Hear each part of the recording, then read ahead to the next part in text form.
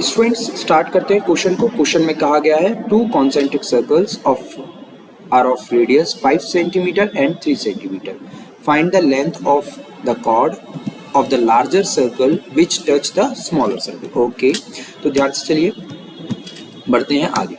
तो हमने क्या किया है कि हमारे पास क्या है, टू कॉन्सेंट्रिक सर्कल्स है। कॉन्सेंट्रिक सर्कल्स उनको कहते हैं जिनका सेंटर क्या हो, एक ही हो, यानी कि हमारे पास दो सर्कल है, उनका सेंटर क्या है, सेम है।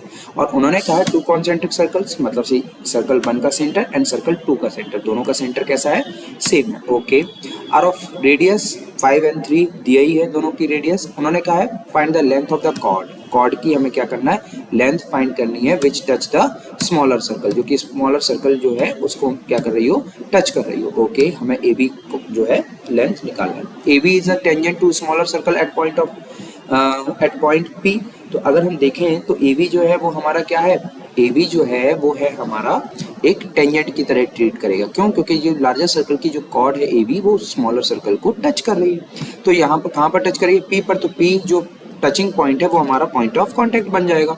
नाउ अगर हम बात करते हैं अगला, तो इसमें हम कुछ कंस्ट्रक्शन कर लें। अगर हम ज्वाइन कर दें ओ पी को, ठीक है, एंड ओ ए को ज्वाइन करें एंड ओ बी को ज्वाइन करें, तो ध्यान से देखो यहाँ पर हमारे पास कुछ रेडियस आ जाएंगी। जैसे कि हमारे पास क्या आया, ओ पी जो रेडियस है स्मॉलर सर्कल, ओ पी जो है वो स्मॉलर सर्कल की रेडियस है, और जो ओ बी है वो है हमारा क्या, लार्जर सर्कल की रेडियस। तो ध्यान से देखिए, OP is 3 centimeter, radius of a smaller circle. OB is radius of larger circle, which is 5 centimeter. Now in triangle, किस ट्राइंगल में, अगर हम ट्राइंगल ले लें OPB, OPB ट्राइंगल लें अगर हम, तो we know that radius is perpendicular to the tangent. Radius जो है वो टेंजेंट पर क्या होती है, परपेंडिकुलर होती है 90 डिग्री। तो दैट मीन्स ये जो ट्राइंगल है वो क्या है, राइट एंगल ट्राइंगल है।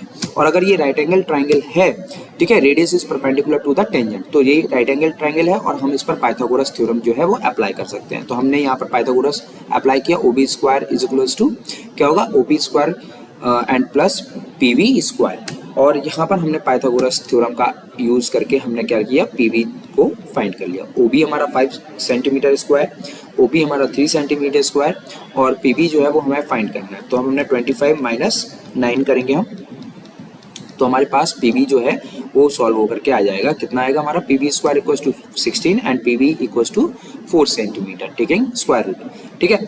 नाउ तो हमारे पास यहाँ पर कितना आ गया कि यहाँ पर जो हमारे पास PV की लेंथ आई है वो है हमारी कितनी, 4 सेंटीमीटर। ओके, PV हमारी 4 सेंटीमीटर आ गई है, which is half of AB। PV जो क्या है वो हाफ ऑफ AB है।